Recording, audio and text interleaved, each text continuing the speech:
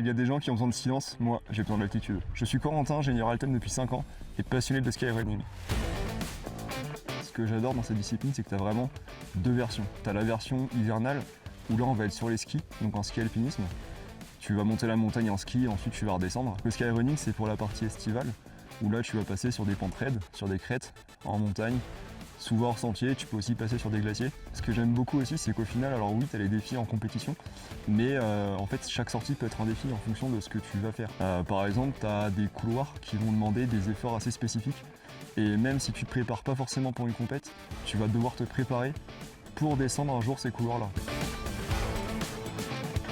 Le skyrunning, c'est de l'adrénaline, de la stratégie et énormément de préparation. On pourrait se dire que je passe tout mon temps en montagne, en réalité c'est faux.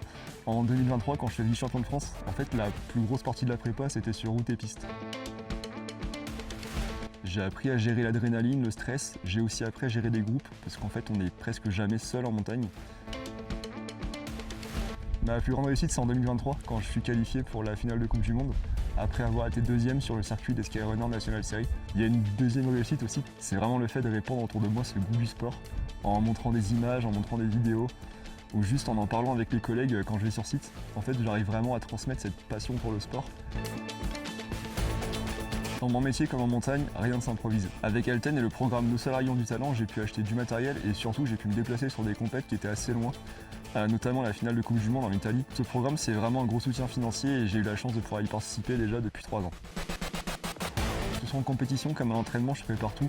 Ça peut être voilà, la classique distance, dénivelé, ravitaillement, mais ça peut aussi être la difficulté des pentes, la météo, le risque avalanche. Toute cette préparation, ça te permet vraiment de limiter les risques, parce qu'on évolue quand même dans un milieu qui est dangereux. Et en fait, cette gestion de risque-là, je vais la retrouver aussi dans mon métier. Quand tu touches à la production, aux bases de données, quand tu fais des évolutions, tu dois en permanence te poser la question et évaluer le risque.